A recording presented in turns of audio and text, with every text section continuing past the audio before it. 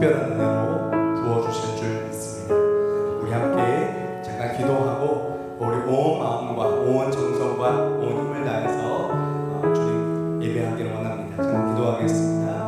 아버지 하나님, 오늘도 이 시간 사랑하시는 주의 백성들 이곳에 초청하여 주시고 하나님 임재하시고 또 기다리시고 우리에게 은혜 베풀어 주시는 이 귀한 자리에서 주님 예배하게 하시니 감사드립니다. 하나님, 우리가 우리의 열심과 우리의 어떠한 것이 아니라 오직 우리를 사랑하시는 하나님의 그 놀라운 사랑, 우리를 위해 십자가를 지신 예수 그리스도의 그 놀라운 은혜를 의지하여 이 시간 예배하기 원합니다. 하나님, 은혜로 부어주시고 성령을 부어주시고 말씀하여 주시고 하늘의 기쁨과 평강으로 우리를 사로잡아 주옵소서. 우리가 찬양할 때에 오늘도 놀라운 은혜를 베풀어 주실 줄 믿고 주님의 인생 가운데 우리를 초청하여 주시는 주의 이름 높여드리고 감사드리며 우리 주 예수 그리스도의 이름으로 기도드립니다. 여기는 우리 모두의 동일한 고백일 줄 믿습니다. 주님 다시 오실 때까지 나는 이 길을 가리라. 우리 온 마음 다해 고백하며 찬양합니다.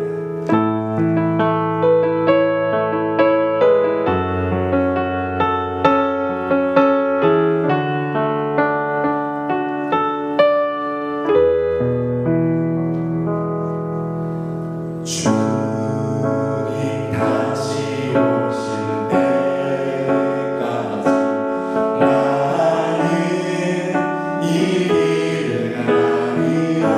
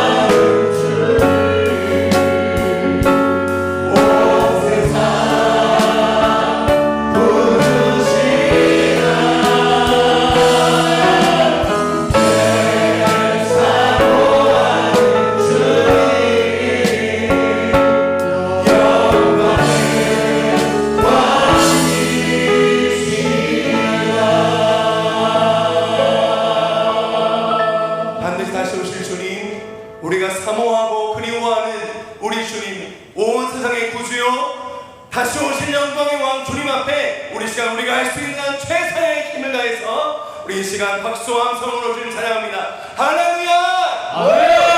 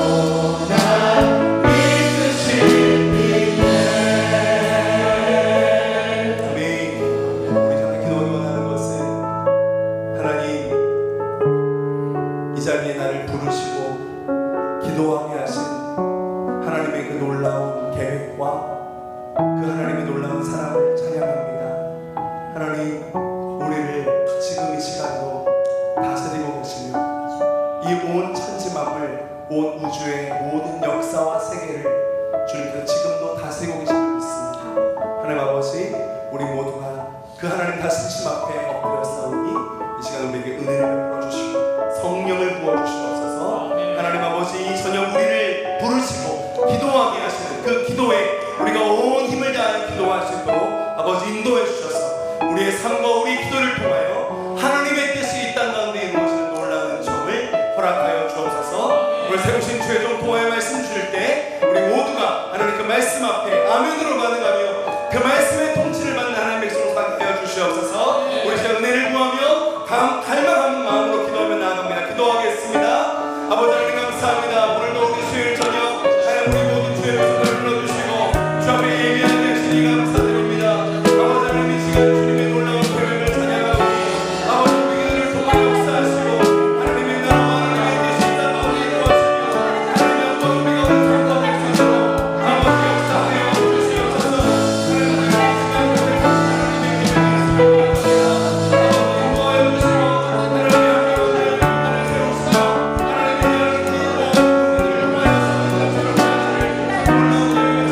하나님의 기도를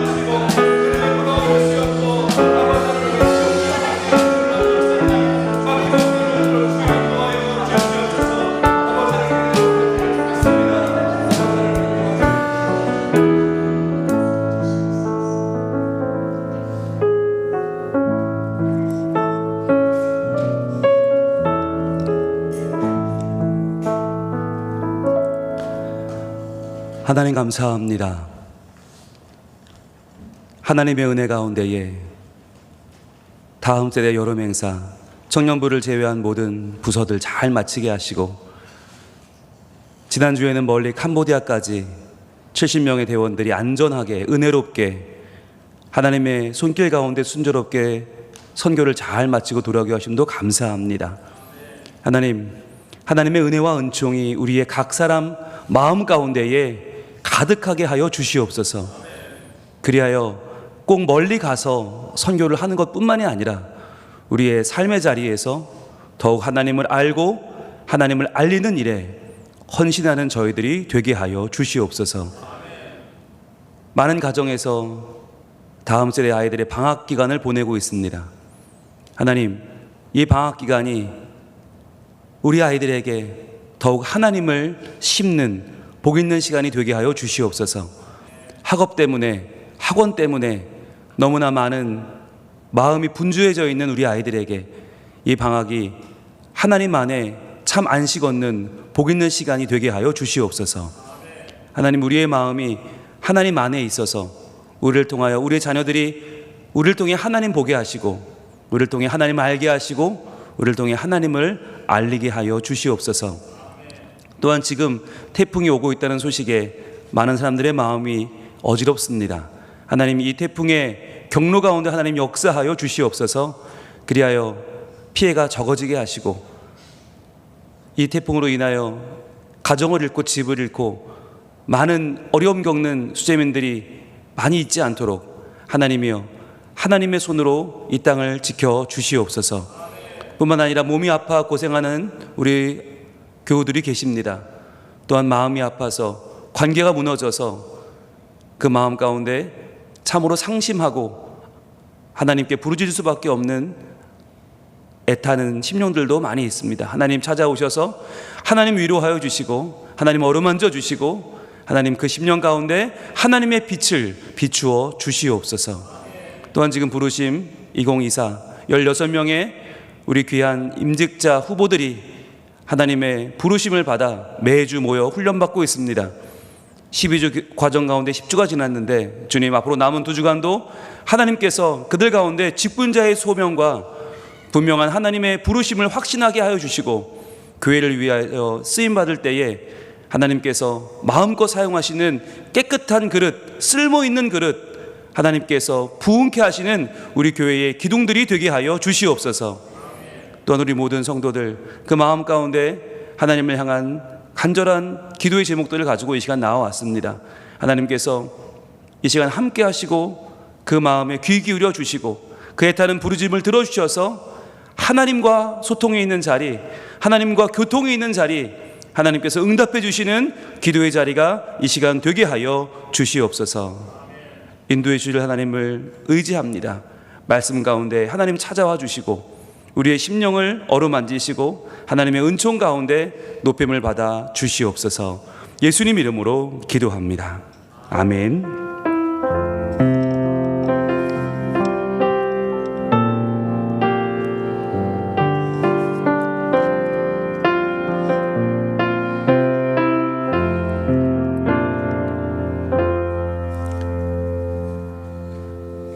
교회 소식 알려드립니다. 이번 주일날 부르심 2024 피택자 훈련이 이어집니다. 생명의 말씀 소책자가 지난주에 나왔는데요. 8월호 지금 밖에 많이 비치되어 있는데 여러분들 가실 때 가져가셔서 여러분 주변에 계신 분들과 나누시고 전도용으로 활용해 주시면 좋겠습니다. 다른 광고는 주보를 참고하시고요. 우리 한번 옆에 있는 분들 바라볼까요? 오늘도 태풍의 소식 가운데에서 이렇게 나오신 여러분들을 축복하고 사랑하고 위로하기를 소원합니다. 너는 시냇가에 심은 나무라. 우리 함께 축복합니다. 너는 시냇가에 심은 나무라. 하나님의 사랑 안에, 하나님의 사랑 안에 믿음 뿌리 내리고 주의 뜻대로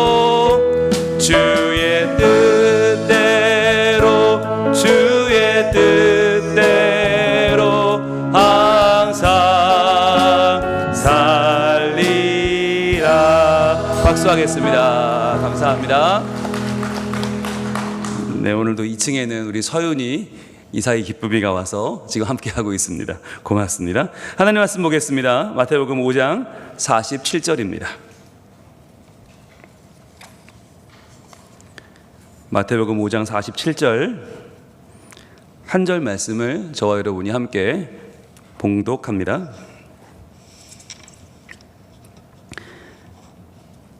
시작. 또 너희가 너희 형제에게만 무난하면 남보다 더하는 것이 무엇이냐? 이방인들도 이같이 아니하느냐? 아멘. 오늘은 마태복음 강해설교 245번째 시간입니다. 오늘은 형제에게만 무난하면이라는 제목으로 하나님 말씀을 증거하겠습니다. 우리가 지금 12주째 원수 사랑에 대한 이야기를 나누고 있습니다. 지난 12주 동안 이 말씀을 보면서 여러분 힘드시죠? 세상에 원수를 사랑할 수 있는 사람이 얼마나 되겠습니까? 예수님 외에 누가 있겠습니까? 그런데 이리 부담스러운 말씀을, 이 아픈 말씀을 주님은 왜 우리에게 주시는 걸까요? 지난 2달에 공백이 있었지 않습니까? 다모여 기도회가 있었고 또 캄보디아 단기 선교가 있었고 2달의 공백 이후에 오늘 만났는데 제가 오늘 이 말씀을 묵상하면서 드는 생각은 그거였어요. 하나님 왜 이렇게 우리를 아프게 하십니까? 라고 하는 거였어요. 설교하는 사람 아프고 듣는 사람 아픈 이 말씀을 왜 주십니까?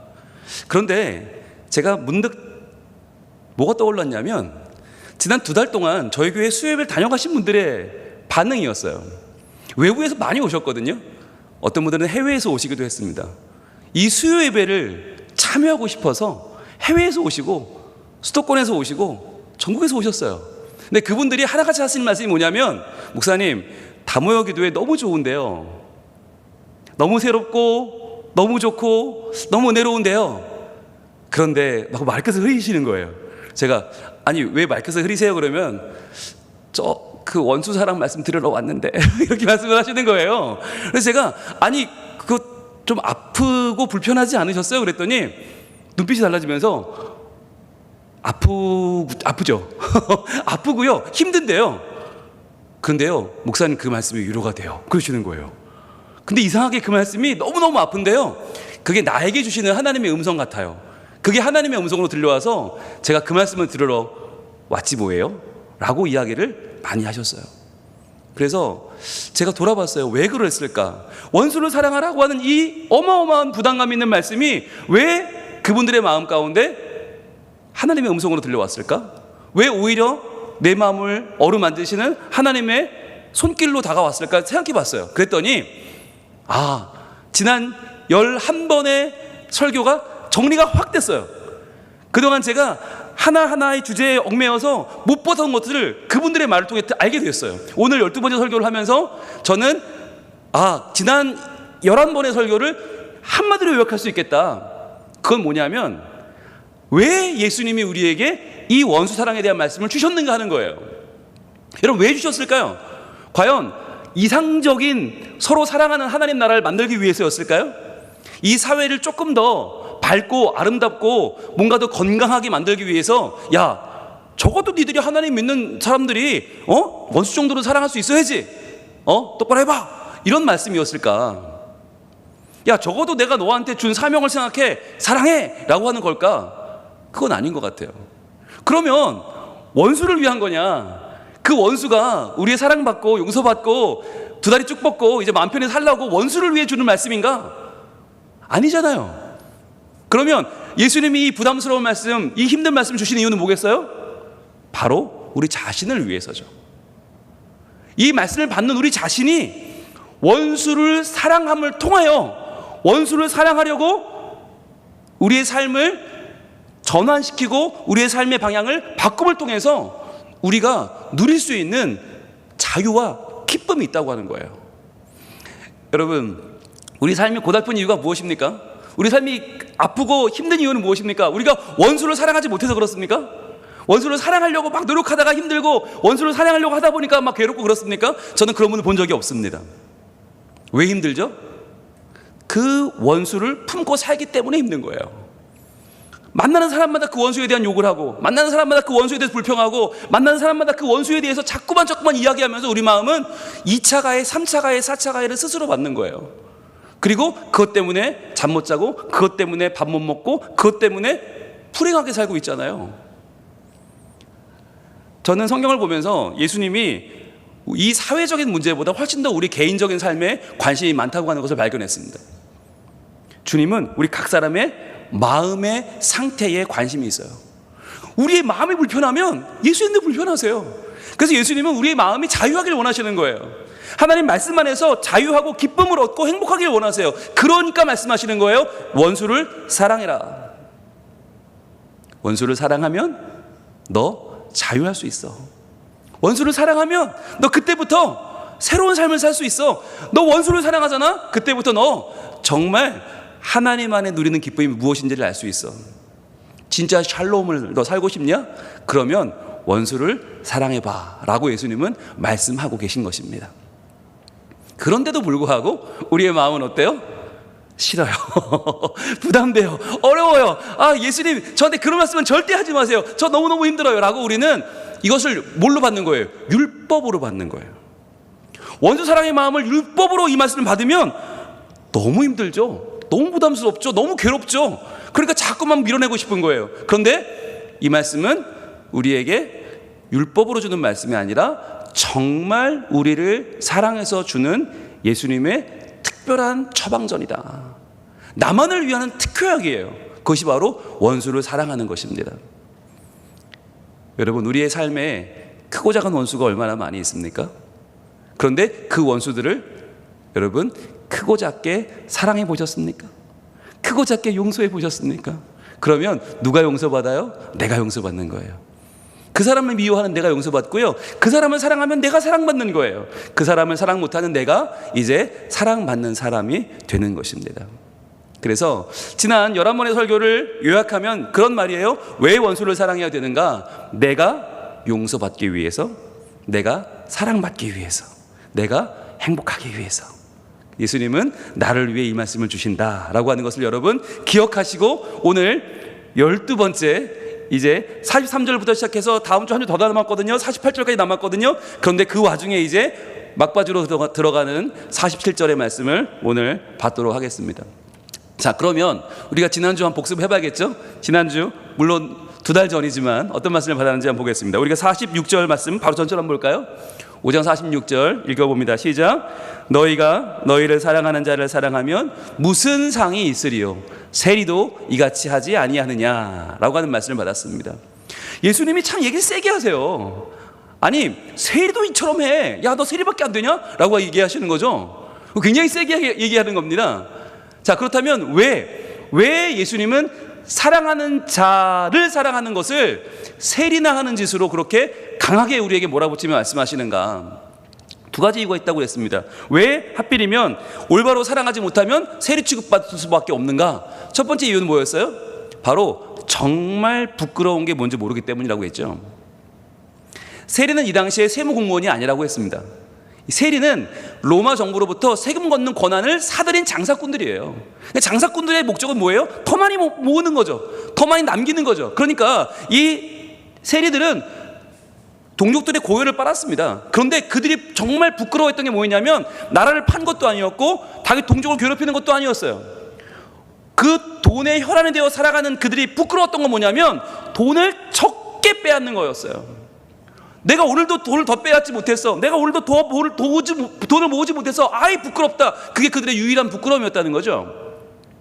그래서 여러분, 너 세리도 그렇게 한다? 세리밖에 안 되는 놈이냐? 라고 하는 말의 뜻은 뭐냐면 우리가 사랑하지 않은 것에 대하여 부끄러워할 줄 모르면 우리는 세리처럼 결국은 내가 이 땅에서 내 유익과 내 돈을 버는 것 외에는 부끄러워할 줄 모르는 하나님을 떠난 자로 살 수밖에 없다는 이야기죠.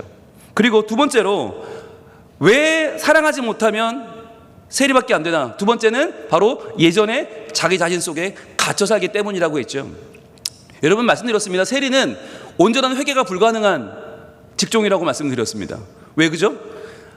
세리가 돈을 하도 많이 빼앗아서요. 회개하려면 그 돈을 다 돌려주고 회개해야 되는데 너무 많이 뺏어서 너무 많이 이걸 내 걸 만들다 보니까 누구한테 얼마 뺏었는지 모르는 거예요. 그러니까 다 돌려줄 수가 없죠. 그러니까 세리는 절대적인 전적인 회개가 불가능하다라고 여겨지는 직종이라고 했습니다. 그렇기 때문에 세리에 대해서는 전적으로 모멸감과 전적인 모욕감을 주는 사회였다는 거죠. 그러니까 세리도 이같이 하느니라 라는 말을 만약 세리 출신이 들었다면 발끈해야죠. 예수님 왜 자꾸 우리 세리를 못 가지고 그러시는 겁니까? 예? 뭡니까 제발 이래야 되는데 이 마태복음을 쓴 마태가 누구예요? 세리잖아요. 세리 마태 아니에요. 레위라고 이름을 가지던 세리 마태. 그가 오늘 이야기를 세리도 이같이 아느냐를 쓰고 있는 이유는 뭐라고 그랬어요? 바로 그가 예전의 자신을 벗어냈기 때문에. 예전에 회개할 수 없는 세리라고 하는 그 자리를 벗어나서 예수님께로 나와 그가 지금 온전히 회개하고 새로운 사람이 되었기 때문에 그는 세리도 이같이 아느냐라는 표현을 쓰는데 전혀 그 마음에 거리낌이 없었다라고 했죠. 결국은 우리가 사랑하는 사람으로 살아간다고 하는 것은 예전의 나를 벗어내는 것입니다. 예전에 나에게 갇혀 있느냐 아니면 새로운 나로 살아가느냐 여기에 우리의 삶의 질이 걸려 있는 것입니다. 그래서 이전의 나로 머물러 있지 않고 하나님 안에서 새로운 나의 삶을 찾아가는 사람, 그렇게 살아가는 사람, 그렇게 사랑하는 사람에게 예수님은 새로운 삶의 미래를 열어주시는 것이죠. 자, 오늘 그러면 이제 예수님께서 사랑하는 자만 사랑하면 세리 같다. 그 말씀에 이어서 나오는 조금 더 강한 표현을 오늘 보도록 하겠습니다. 오늘 5장 47절 말씀 오늘 본문 같이 한번 읽어봅니다. 시작. 또 너희가 너희 형제에게만 무난하면 남보다 더하는 것이 무엇이냐? 이방인들도 이같이 아니하느냐? 아멘. 여러분 이 말씀이 조금 전에 봤던 46절과 이어지는 말씀인데요. 같은 말씀을 두 번 한 걸까요? 아니면 전혀 다른 말씀을 한 걸까요? 우리는 앞의 말씀과 뒤의 말씀이 마치 똑같은 말씀 아니야? 라고 생각하기가 쉬워요. 사랑하는 자만 사랑하는 것과 형제에게만 무난하는 게 뭐 그게 그 말이 아니야? 앞에 나온 세리 같다 뒤에 이방인 같다 뭐 그게 그 말 아니라고 생각하기 쉬운데 이 두 말은 완전히 다른 말이에요. 완전히 달라요. 여러분 보세요. 사랑하는 사람만 사랑한다는 건 어떤 거죠? 사랑한다고 하는 건 굉장히 헌신적인 일을 말하는 것입니다. 누군가를 사랑한다는 건요, 내가 시간을 들여야 되고요, 내가 정성을 들여야 되고요, 내가 손해를 봐야만 사랑할 수 있잖아요. 그런데 무난하는 건 어때요? 손해 안 봐도 돼요. 그냥 안녕하세요 이것만 하면 돼요. 유대인들의 인사인 샬롬 이것만 하면 돼요. 샬롬, 당신에게 평안이 있을지어다 샬롬. 자, 이 정도 하는데 뭐 큰 돈이 들어요? 큰 시간이나 큰 뭐 내가 헌신해야 돼요? 그렇지 않죠. 그런데 유대인들은 어땠냐? 사랑은 고사하고 샬롬조차 하지 않은 거예요. 문안조차 하지 않은 거예요. 즉 사람으로 여기지 않은 거예요. 누구 외에는, 형제 외에는 사람으로 여기지 않은 거예요. 여러분, 이게 상당히 큰 차이가 있는데, 사랑하지 않는다는 건 그래도 그나마 인간 대 인간으로는 지내는 겁니다. 그 정도는 세리까지는 돼요. 세리지만 세리는 유대인 아닙니까? 유대인이니까 결국 유대인도 회개는 불가능하지만 그러나 구원은 받죠. 세리는 유대인이니까. 그러나 이제 사람으로 여기지 않는 이 형제들만 무난하고 그 외에는 무난하지 않는 이 사람들은 누구하고 같다고요? 이방인과도 같다고요. 이방인 누굽니까? 구원이 없는 거예요. 즉 너희는 구원받지 못할 자처럼 살고 있다는 거예요. 왜? 서로 무난하지 않기 때문에. 서로 사람으로 존중하고 사람으로 보고 인사하지 않는 너희들, 인사조차 하지 않는 너희들은 구원이 없는 이방인들과도 똑같이 살고 있는 것이다 라고 말하는 거죠. 자, 여기에서 우리는 유대인들이 가지고 있던 한 가지의 병폐를 꼽을 수 있는데, 그것은 바로 경계를 만들기를 좋아하는 것이에요. 경계. 여러분, 지금도 이스라엘의 성지순례를 가면 눈에 띄는 것이 있습니다. 그것은 바로 벽입니다. 장벽을 쌓아놨어요. 마치 만리장성처럼 장벽이 쌓여 있어요. 전 세계에서 제일 유명한 두 개의 장벽은 어디 있냐면, 하나는 미국과 멕시코 사이에 있고, 멕시코에서 넘어오는 사람들을 막기 위한 트럼프가 세운 어마어마한 장벽이 있고, 또 하나는 바로 이스라엘에 있습니다. 이스라엘에 가면 팔레스타인 사람들, 거기 원래 살던 그 지역 사람들을 완전히 소통하지 못하게 막아놓은 장벽이 있거든요. 유대인들의 특징이 뭐냐면 이들은 선을 긋고 경계를 만드는 것이에요. 그래서 어떻게든 선을 그어서 우리를 보호하려는 거죠. 왜 그럴까요? 워낙 많은 외세의 침몰을 받았습니다. 우리도 구약 성경을 보면 계속해서 전쟁이 나오잖아요. 막 모압이 쳐들어오고, 암몬이 쳐들어오고, 블레셋이 쳐들어오고, 그리고 뭐 위에서 아람 나라, 아수르, 바벨론 계속 쳐들어와요. 바사 제국, 로마 제국, 너무 많은 제국에게 시달리다 보니까 이 유대인들은 어떤 습관이 있냐면 벽을 치는 거예요. 경계를 딱 치고 여기까지만 우리 편이라고 하는 선을 긋기를 아주 좋아합니다. 그런데 여러분, 이 이스라엘 사람들의 습성이 누구와 닮았어요? 우리나라와 닮았어요. 우리나라도 외세의 침몰을 많이 받았어요. 그러다 보니까 우리나라도 선 긋기를 좋아하고, 우리도 네 편 내 편을 가르기를 좋아하죠. 그러면서 우리는 단일 민족이라고 주장하기를 좋아하잖아요. 우리는 한 번도 섞인 적이 없어. 우리는 우리만 민족이야 라고 주장하죠. 자, 그런데 그러한 우리들에게 오늘 주님은 왜 형제의 경계를 넘어서 무난하라고 말씀하시는가? 이걸 생각해 볼 필요가 있습니다. 과연 형제의 경계를 자꾸 만들려고 하는 그 유대인들에게 왜 예수님은 형제들에게만 무난하면 그 이방인이야, 구원 없어, 야, 그 형제들의 경계를 이제는 넘어서 무난해야 돼 라고 말씀하시는 이유가 무엇인지 오늘 두 가지로 한번 생각해 보려고 합니다. 첫 번째는 뭐냐면 바로 형제의 경계를 정하는 것은 우리의 몫이 아니기 때문입니다. 여러분, 우리가 말씀드렸어요. 우리도 역시 경계를 만들기 좋아한다고 그랬어요. 자꾸 경계를 만들기 좋아해요. 그래서 뭐 우리 교회냐, 남의 교회냐, 아니면 뭐 출신지가 어디냐, 여러분 경계를 나누는 게 무슨 의미가 있죠? 내가 어디 출신이야라고 강조하는 거죠. 너는 어디 출신이고 나는 어디 출신이야. 이게 어느 지역을 가나, 어느 공동체를 가나 굉장히 중요한 문제죠. 누가 원년 멤버냐, 누가 원조 멤버냐, 이거 굉장히 중요한 문제죠. 여러분, 경계를 정한다고 하는 것이 어떤 의미가 있죠? 여러분, 여기서 형제에게만 무난한다고 할 때 형제라는 단어가 중요한데, 형제라고 하는 단어는 아델포스입니다. 아델포스. 설명을 드린 적이 있는데, 아델포스는 아는 뭐예요? 하나란 뜻이고, 하나의란 뜻이고, 델포스, 델피스는 어머니의 자궁을 말합니다. 즉 그러니까 어머니의 한 몸에서 난 사람들이 아델포스인 거예요. 형제인 거예요. 그러니까 한 어머니의 뱃속에서 낳은 사람들이 아델포스인데, 여러분, 우리가 형제 자매를 누구를 형제님이라고 부르죠? 누구를 자매님이라고 부르죠? 저에겐 형이 한 명 있는데 한 살 위 형한테 저는 한 번도 형제님이라고 부른 적이 없습니다. 왜일까요? 이미 형제님, 자매님이라는 호칭은 어떻게 확장되었죠? 같은 어머니의 뱃속에서 나지 않고 이제는 누구에게서 났어요?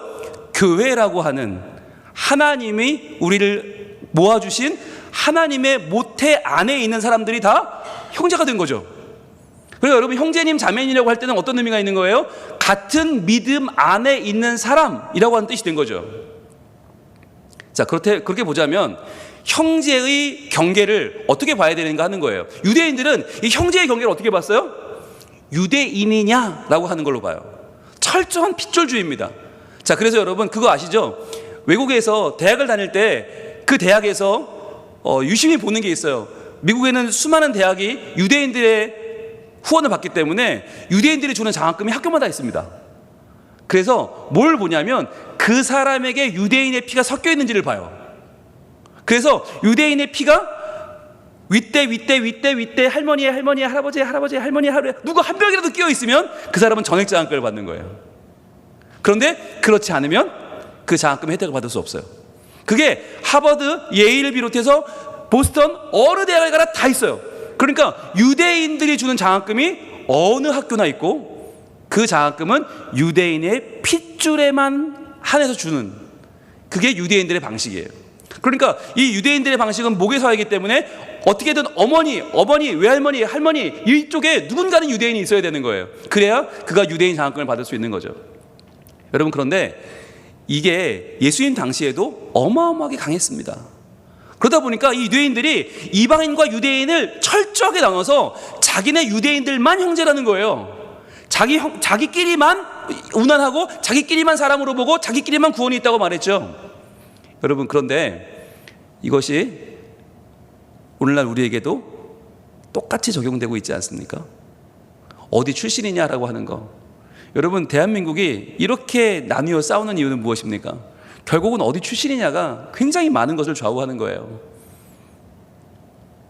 어떤 바탕을 가지고 있느냐라고 하는 것이 그 사람의 모든 것을 말해주는 것처럼 마치 그렇게 무슨 일만 벌어지면 두 패로 나뉘어서 서로 공격하고 싸우고, 이런 현실이 왜 벌어지는가? 왜 서로 경계를 짓고, 왜 서로 다르다고 말하고, 왜 서로 너는 우리 편이 아니라고 말하고, 왜 그렇게 나누고 살고 있는가? 여러분, 그런데 경계를 지을 때 왜 지었다고요? 결국은 보호받으려고 지은 거 아닙니까? 남과 분리해서 우리가 서로 모이기 위해서 짓잖아요. 학연, 지연, 혈연. 그런데 여러분, 이게 선을 자꾸만 긋다 보면 어떻게 돼요? 자꾸만 선을 긋다 보면요, 결국은 다 남이 돼버려요. 결국은 나 혼자 남게 되는 거죠. 그래서 요즘 묻지마 폭행이나 아니면 여러 사람들을 공포에 빠뜨리는 그러한 흉기 난동 사건에 공지글이 자꾸 올라오는 이유는 무엇입니까? 실제로 그런 일이 벌어지기도 하고 그런 일을 공지하기도 하죠. 근데 잡아보면 의외로 초등학생이 많고요, 의외로 청소년들이 많습니다. 왜 그럴까요? 관심을 끌고 싶어서 그랬다는 거예요. 결국은 내 편이 없다. 엄마 아빠도 내 편이 아니고 친구도 내 편이 없고 학교가도 내 편이 없다. 그러니까 내 편이 없으니까 점점 고독한 아이들이, 혼자 되는 아이들이, 점점 선이 갈라지는 그 아이들이 홀로 남은 그 자리에서 할 수 있는 일이라고는 관심을 끌기 위해서 내가 흉기 난동을 하겠다, 어느 역에 몇 시에 가서 몇 명을 죽이겠다, 그런 글을 올리고 있는 현실이라고 하는 것입니다. 여러분, 이렇게 됐을 때 우리는 어떻게 살아야 될까 하는 거예요. 과연 보호받기 위해서, 내가 좀 더 사랑받기 위해서 선을 그었는데 그 선이 결국은 모두를 나에게서 멀어지게 하고 결국 나 혼자밖에 남지 않은 이 상황이 되어버렸을 때 우리는 어떻게 해야 되는가? 거기에 대해서 우리 주님께서 이렇게 말씀하십니다. 우리 히브리서 2장 11절 말씀 한번 볼까요? 히브리서 2장 11절 말씀은 우리에게 이렇게 말씀해요. 과연 우리의 모태는 어디인가 하는 거죠. 우리가 과연 의지해야 되는 델포스는 어디에 있는가?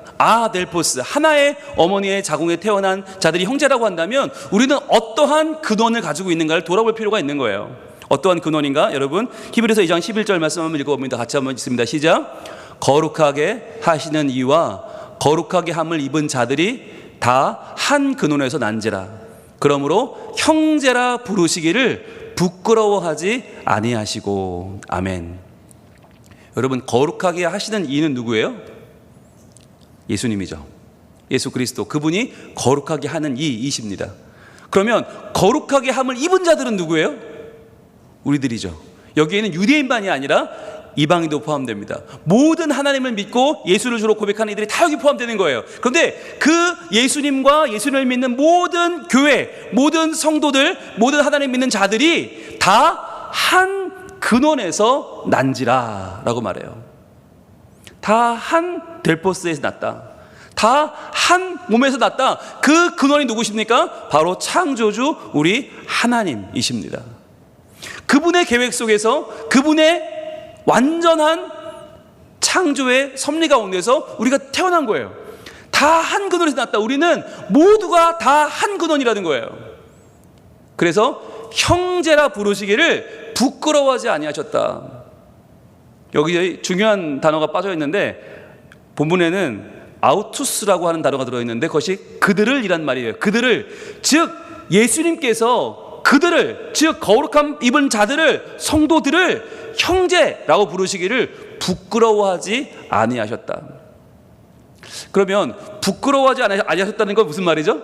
그냥 부끄럽지만 않았다는 건가요? 아닙니다. 매우 자랑스러워하셨다는 말입니다. 매우 자랑스러워하셨다. 즉 우리 자신을 예수님께서 너무너무 자랑스러워하셨는데, 이 똑같은 표현이 어디 있냐면 로마서 1장 16절에 보시면 사도 바울이 내가 복음을 부끄러워하지 아니하노니 라고 하잖아요.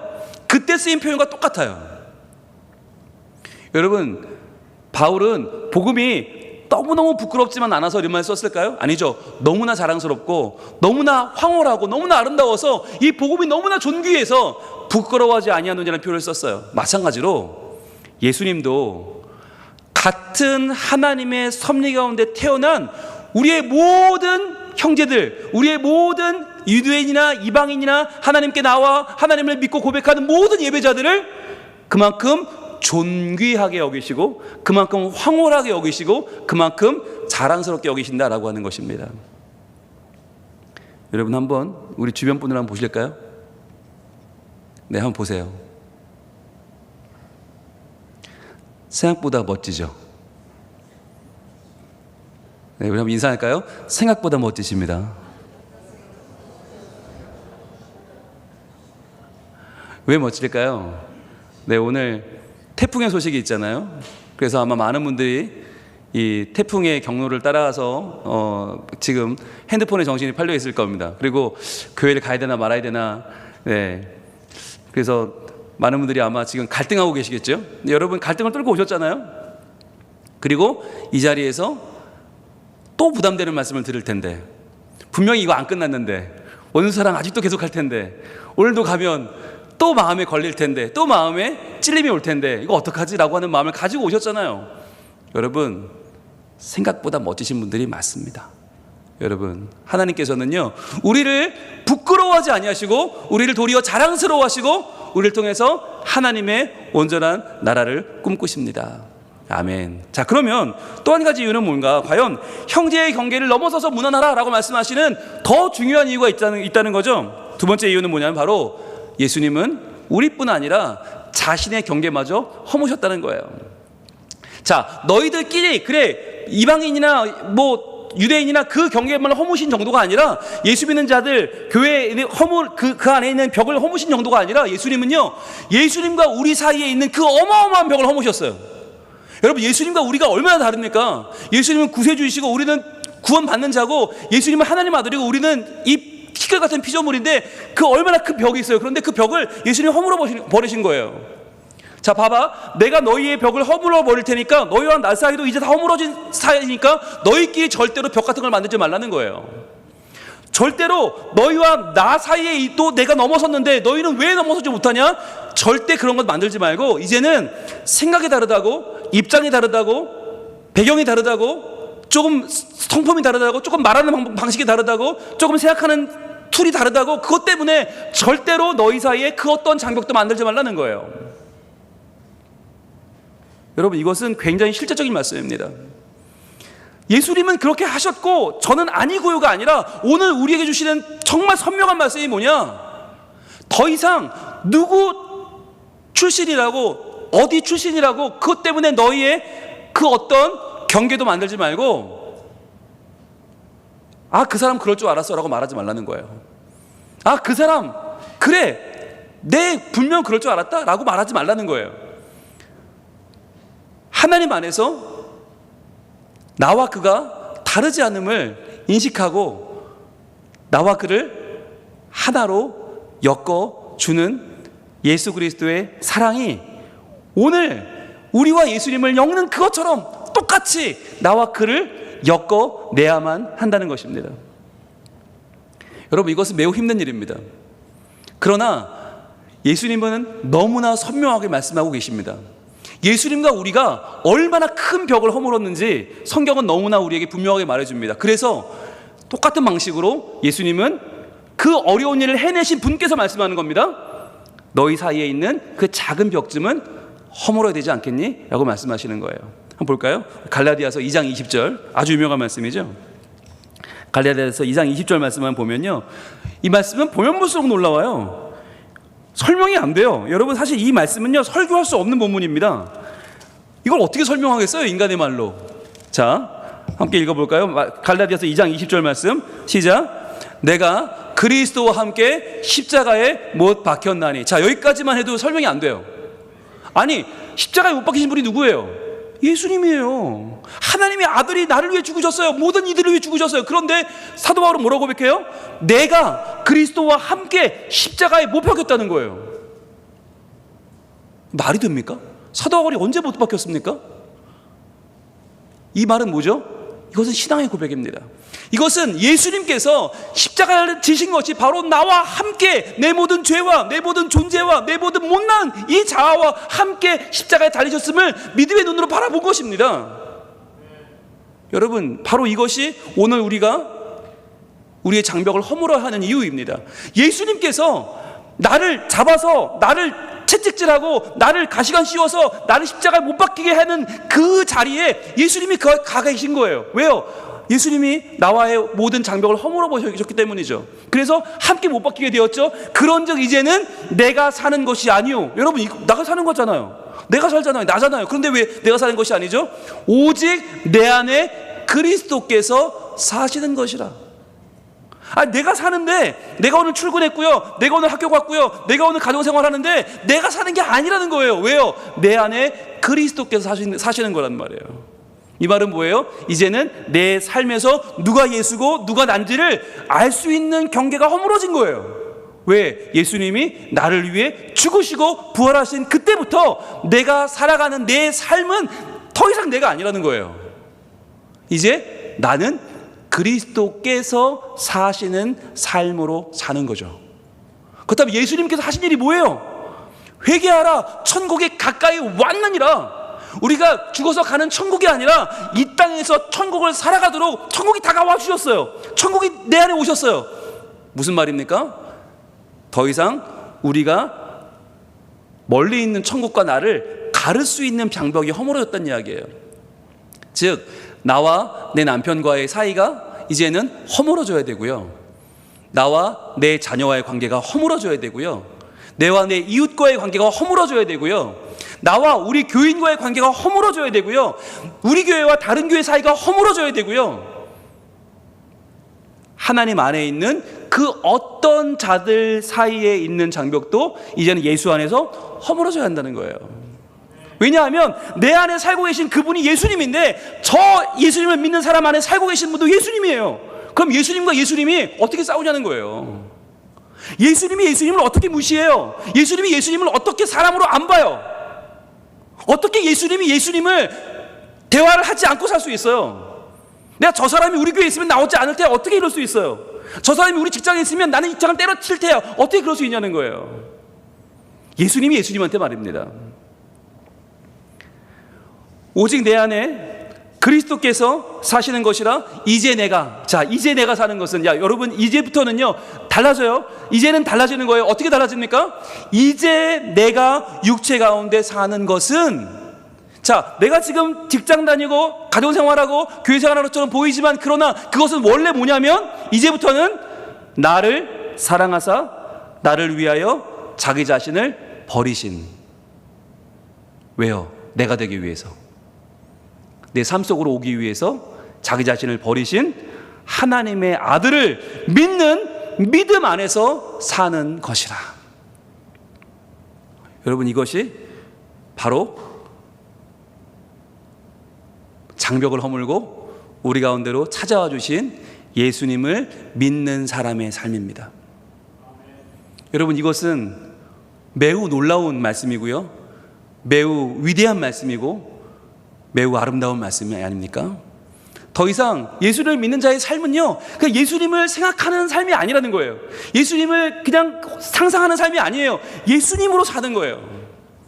그래서 나는 내 안에 있는 예수께서 내가 만나는 사람의 속에 있는 예수와 서로 하나가 되어 하나님의 일을 하시도록 살아가는 사람이에요.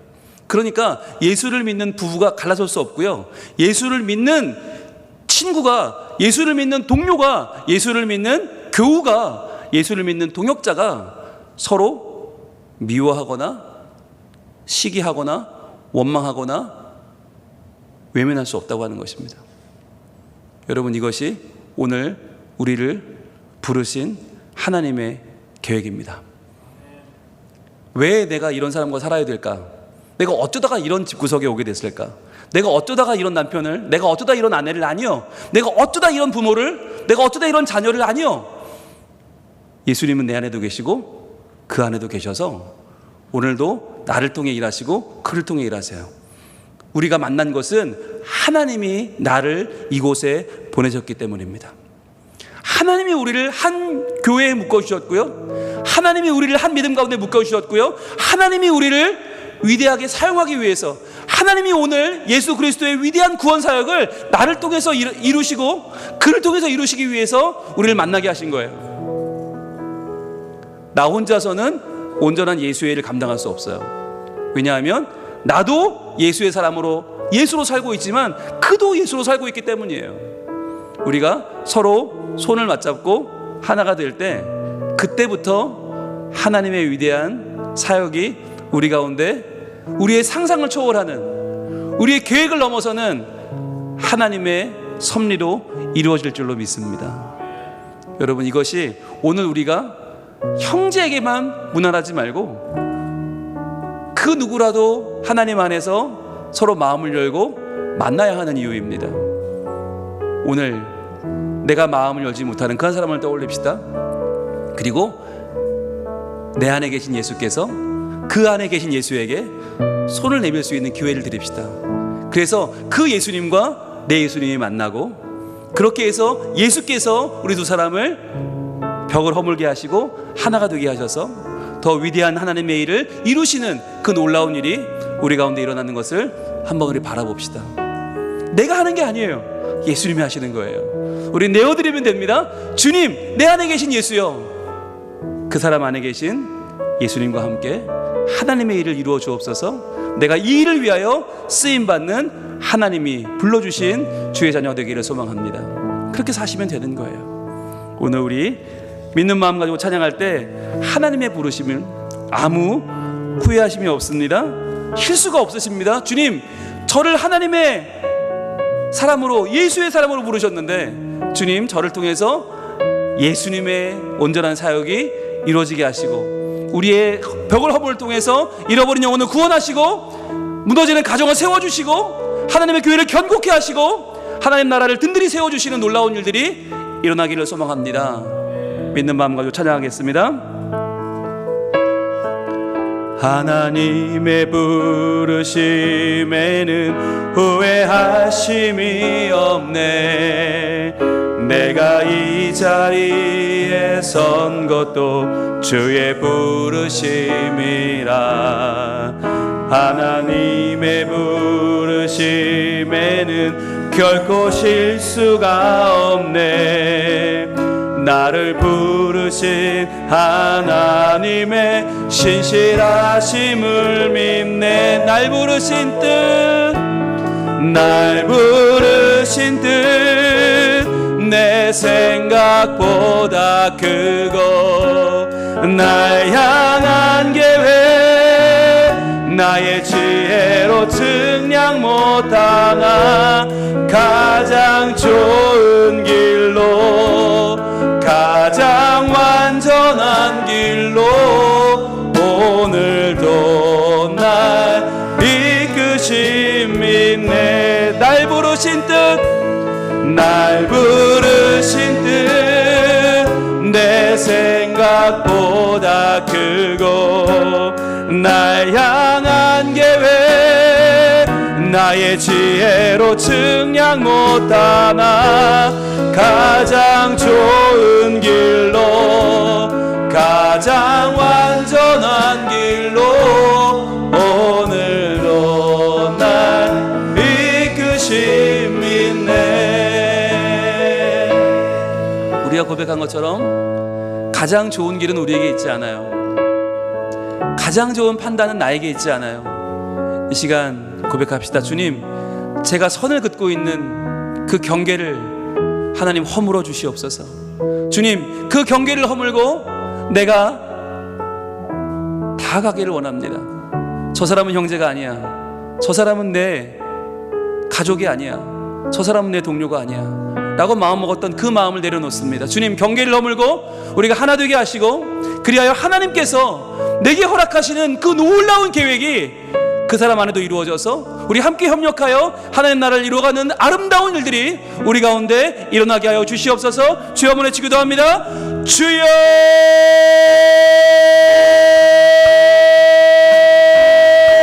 아버지 하나님, 우리 가운데 하나님의 음성이 들려오기를 소망합니다.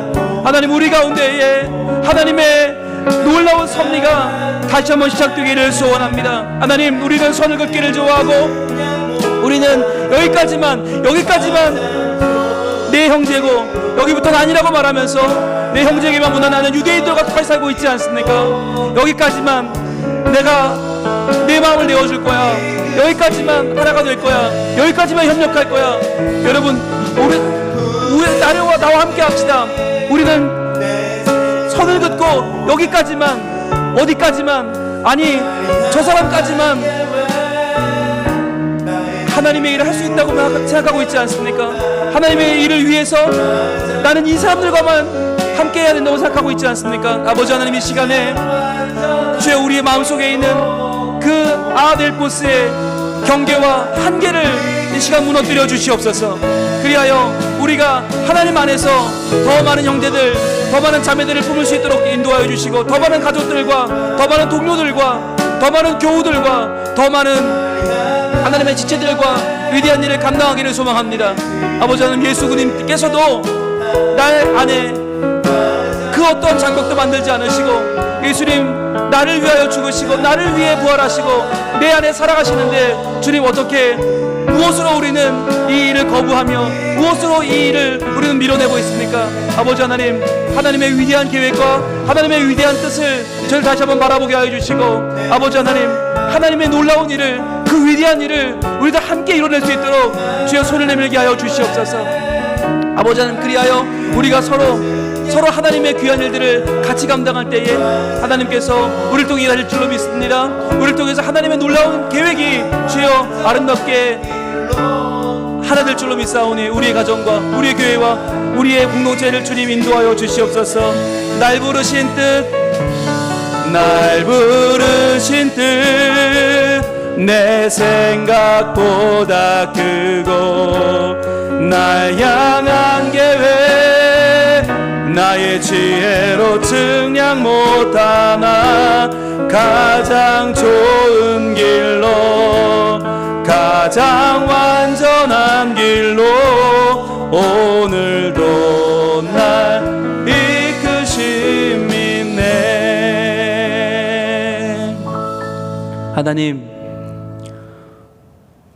우리는 선 긋기를 좋아하고 경계를 만들기를 좋아하며 벽 쌓기를 좋아합니다.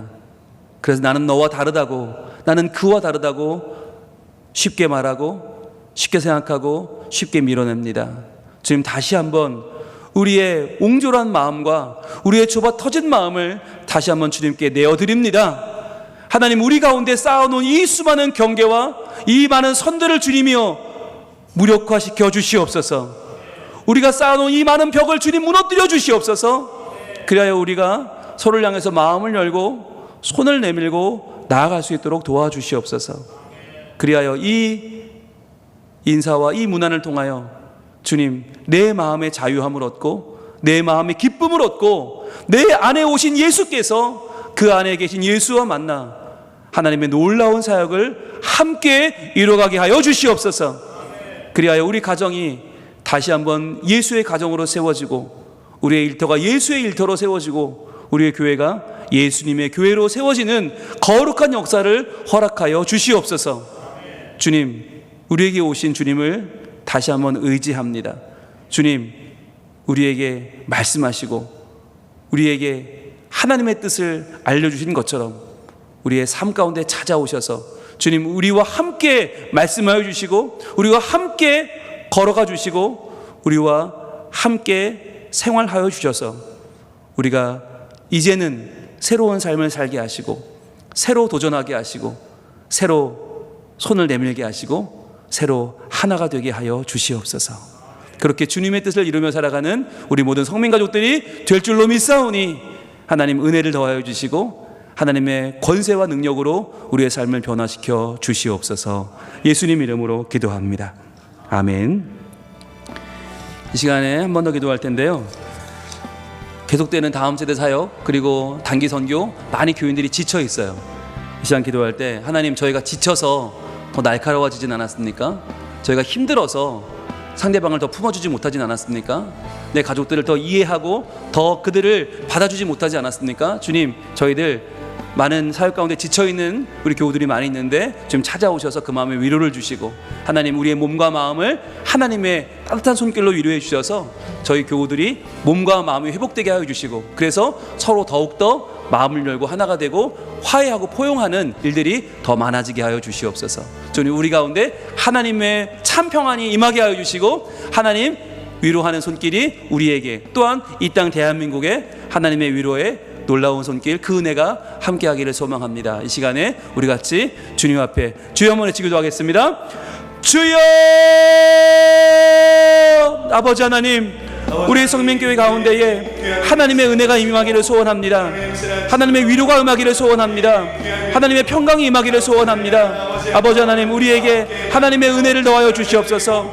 주님, 우리가 지금 다음 세대 사역을 하면서 또 캄보디아 단기 선교를 하면서 많은 사역을 감당하느라 너무나 많이 지쳐있지 않습니까? 아버지 하나님, 이렇게 지쳐있는 저희들이 하나님 앞에서 우리의 마음을 다하여 하나님 앞에 믿음으로 나아가기를 소망합니다. 아버지 하나님, 하나님께 위로받기를 원합니다. 우리의 마음이 하나님 주시는 넉넉한 위로로 채워진 받기를 소망합니다. 아버지 하나님, 우리의 마음 가운데 하나님의 손길을, 하나님의 평강을 더하여 주시고 하나님의 샬롬을 더하여 주셔서 주님, 우리의 삶이 하나님께서 회복시켜 주시고 다시 한번 하나님께서 온전케 하시는 주의 은혜 가운데로 걸어 들어갈 수 있도록 도와주시옵소서. 그리하여 하나님, 하나님께서 우리를 도우시며 우리를 인도하시며 우리를 새롭게 하시는 하나님의 은혜가 얼마나 존귀한 것인지 알게 하시고 하나님, 저희들 하나님의 은혜 가운데 살게 하여 주시옵소서. 아버지 하나님, 주님을 의지합니다. 주님을 바라봅니다. 주님 붙잡고 나아갑니다. 아버지 하나님, 하나님의 은혜로 저희를 새롭게 하여 주시옵소서. 아버지 하나님, 위로하여 주시옵소서. 주여, 이번 일을 통하여 저희들 많은 위대한 일이 일어났지만 그러나 우리의 마음은 아직도 연약합니다. 아직도 부족합니다. 주님께서 우리에게 하나님의 은혜와 은총을 더하여 주시고 하나님의 사랑을 더하여 주셔서 우리 가운데 많은 수많은 일꾼들이 하나님 안에서 위로받게 하시고 하나님 안에서 체험받게 하시고 우리의 삶을 도우시는 주님의 은총 가운데 거하게 하여 주시옵소서. 주님, 그리하여서 하나님의 사랑을 알게 하시고 우리를 도우시고 인도하시는 하나님의 계획하신 가운데 저희들 위로받게 하시고 주여, 서로 더 품어줄 수 있고 서로 사랑할 수 있고 서로 권면할 수 있고 서로 세워줄 수 있는 하나님의 사람들로 다시 한번 우리의 마음을 새롭게 변화시켜 주시옵소서. 아버지 하나님, 은혜를 더하여 주옵소서. 주님 도와줄 줄로 믿습니다. 하나님을 의지하고 나아가오니 아버지 하나님, 은혜를 주시고 하나님의 은총 가운데 우리의 삶을 새롭게 하여 주시옵소서. 주님만을 의지합니다. 아버지 하나님, 도와주시고 역사하시고 아버지 하나님, 우리 삶에 하나님의 위로와 하나님의 손길과 하나님의 새롭게 하시는 역사를 허락하여 주시옵소서. 주님, 너무나 수고하고 너무나 애쓴 우리 리더들 하나님, 한 명 한 명의 삶을 하나님 위로하시고 주님, 더 이상 이 사역 때문에 다운되거나 정말 번아웃되는 사람이 없게 하여 주시고 주님, 이런 어려운 싸움 가운데서도 하나님의 도우심을 바라보며 하나님의 일하심을 바라보며 하나님의 넉넉한 도우심 가운데에서 더욱더 저희들 주님을 기뻐하며 주님을 감사하는 저희들이 되게 하여 주시옵소서. 마지막으로 기도하겠습니다. 우리 부르심 2024 16명의 임직자들이 지금 훈련받고 있습니다. 우리 교회를 위해서 장로로 또 안수집사로 권사로 택함을 받은 이들입니다. 이들이 잘 준비되어서 우리 교회 기둥 같은 일꾼들로 성장하여 성숙하여 교회를 부흥시키는 하나님의 사람들로 이번 훈련을 잘 마칠 수 있도록 여러분 기도해 주시길 부탁합니다. 두 번의 훈련이 남았습니다. 하나님의 역사 가운데 그들 마음 가운데 온전한 헌신이 일어나고 교회를 세우는 일에 그들이 온 삶을 다 드릴 수 있도록 기도해 주시고, 또 우리 모든 교우들이 다 같이 이 같은 마음으로 하나님 나라를 세워가고 하나님의 일을 이루어가는데 한 마음이 될 수 있도록 여러분 기도해 주시길 부탁합니다. 기도하시고 우리 각자 가져온 기도 제목대로 기도하시고 마치는 대로 돌아가시도록 하겠습니다. 주여 외치 기도합니다. 주여!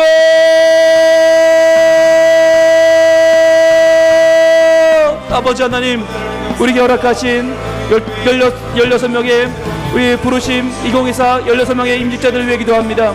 주여, 하나님께서 피택 장로로 세워주시고 피택 권사로 피택 안수집사로 세워주신 우리 16명의 임직자들에게 하나님 은혜를 더하여 주시옵소서. 지금 10주의 교육을 마치고 이제 2주가 남았습니다.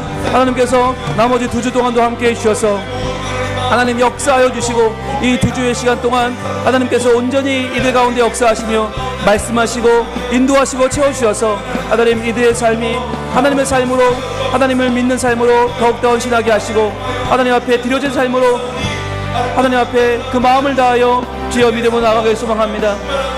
하나님, 이들 가운데 하나님의 은총을 더하여 주시옵소서. 이들 가운데 하나님의 사랑을 더하여 주시옵소서. 이들 가운데 하나님의 말씀을 향한 순종과 하나님을 향한 그 마음 가운데 헌신이 온전히 일어나게 도와주셔서 주여 이분들을 통해서 우리 교회가 더욱더 새로워지는 믿음의 교회 되게 하시고 구원의 방주가 되게 하시고 하나님의 뜻을 이루어내는 저희들 다 될 수 있도록 주님이여 도와주시옵소서. 주님 역사하여 주시옵소서. 주님만을 의지하며 주님만을 기대하며 나가오니 하나님 함께 하셔서 주님 하나님의 은총 가운데 하나님의 은혜 가운데 이 일을 잘 감당하는 저희들 되게 하여 주시옵소서. 주님 인도하실 줄로 믿습니다. 아버지 하나님 오늘도 함께 하여 주시고 주님 도와주시고 역사하여 주시옵소서. 주님 인도하여 주시고 주님이 우리 가운데 항상 계셔 주시옵소서.